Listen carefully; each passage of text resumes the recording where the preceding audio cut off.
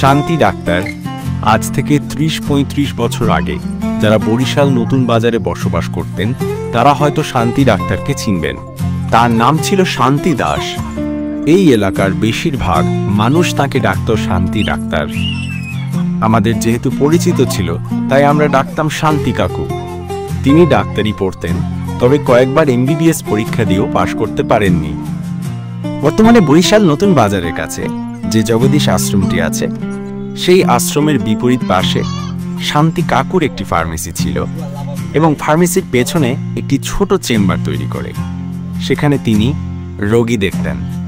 তখনকার সময় নতুন বাজারে নামকরা আরও 2-1 ডাক্তার বসলেও শান্তি কাকুর কাছে সন্ধ্যার পর থেকেই রোগী লাইন ধরে থাকত।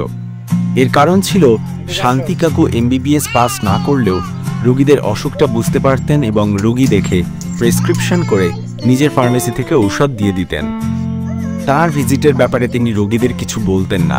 কেউ হয়তো 20 টাকা, কেউ 30 টাকা ভিজিট দিত। যদি কোনো রোগী সম্পর্কে তার বুঝতে সমস্যা হতো তাহলে তিনি অনুকূল ডাক্তার নামে একজন ডাক্তারের কাছে রোগীকে যেতে বলতেন। তখনকার সময় 1990-92 সালে অনুকূল ডাক্তারের ভিজিট ছিল সম্ভবত 200 টাকা। তখন যারা মোটামুটি বিত্তবান ছিলেন তারাই বড় ডাক্তার দেখাতে পারতেন, আর মধ্যবিত্ত ও নিম্নবিত্তের জন্য শান্তি কাকু ছিলেন শান্তির ডাক্তার, যার কাছে গেলে, যার কথা শুনলে মনে ও প্রাণে শান্তি পাওয়া যেত। এই রকম একজন ডাক্তার কোনো এলাকায় থাকলে সেই এলাকার গরিব রোগীরা অনেকটাই স্বস্তি পায়। শান্তি কাকু শেষ পর্যন্ত ডাক্তার হতে পারেননি, কারণ তিনি কিডনি রোগে আক্রান্ত হয়ে অল্প বয়সেই মারা যান।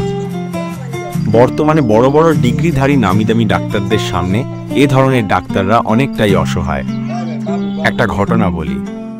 বেশ কয়েক বছর আগে আমার পায়ের রানের ভেতরে একটা জায়গায় পানি ভরা কয়েকটা গোটা হয়। প্যান্ট পরার কারণে সেই গোটা ফেটে যায়। কয়েকদিন ক্ষত থাকার পরে তা ভালো হয়ে যায়, কিন্তু আবার অন্য জায়গায় সেই পানি ভরা গোটা হয়। তাই বরিশাল মেরিনো ভাই একজন নামকরা চর্মরোগের ডাক্তারের কাছে গেলাম সমস্যাটা দেখাতে। ডাক্তারের ভিজিট 800 টাকা। রাত 8টার দিকে ডাক্তারের চেম্বারে ঢুকে সমস্যাটা দেখানোর পরে তিনি কয়েকটা টেস্ট দিলেন, যে টেস্টের খরচ প্রায় 6000 টাকা। ডাক্তারকে বললাম টেস্ট কম করাতে। ডাক্তার বললেন এই ব্যাপারে তার কিছুই করার নেই। বাধ্য হয়ে টেস্ট করালাম। রক্ত পরীক্ষা, প্রস্রাব পরীক্ষা, ECG, এক্স-রে, এমনকি আল্ট্রাসনোগ্রাম পর্যন্ত করালেন। সেই রিপোর্ট নিয়ে রাত 11:30টার দিকে ডাক্তারের চেম্বারে জমা দিয়ে চেয়ারে বসে অপেক্ষা করতে লাগলাম। আমার মতো আরও অনেকেই রিপোর্ট জমা দিয়ে অপেক্ষা করছে। অপেক্ষা করতে করতে রাত প্রায় 1টা বেজে গেল। এক পর্যায়ে বিরক্ত হয়ে ডাক্তারের চেম্বারের সামনে বসা ছেলেটাকে মারতে ইচ্ছে করলো। আমার মতো অনেকেই তখন মহাবিরক্ত। এক পর্যায়ে ডাক্তার বেরিয়ে এসে আমাকে বললেন, আপনার অ্যালার্জি লেভেল অনেক হাই, অ্যালার্জি জাতীয় খাবার কম খাবেন, আর এখানে ঔষধ লিখে দিয়েছি তা নিয়মিত খাবেন। আমি বললাম এইটুকু দেখতে আপনার 2 ঘন্টা সময় লাগলো। ডাক্তার আমার মুখের দিকে হাঁ করে তাকিয়ে রইলেন এবং রাগে ফুঁসতে লাগলেন। যাই হোক, রাত 2টার দিকে বাসায় এসে মনে মনে চিন্তা করলাম এই শালা হারামজাদা ডাক্তারের ঔষধ আমি খাব না। ঠিকই তার পরদিন থেকেই বাসায় বসে সেই ক্ষতস্থান ভালো করে পরিষ্কার করে স্যাভলন ক্রিম লাগিয়ে ব্যান্ডেজ করে রাখতাম। এভাবে 4-5 দিন একটু পরিষ্কার পরিচ্ছন্ন থাকার পরে আমার সেই সব সমস্যা একেবারে দূর হয়ে গেল।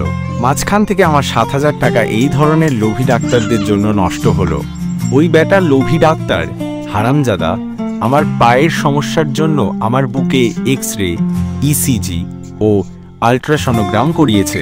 এদের মতো অল্প কিছু লোভী ডাক্তারের জন্যই ভালো ডাক্তারদের ওপর থেকে সাধারণ মানুষের বিশ্বাস উঠে যাচ্ছে।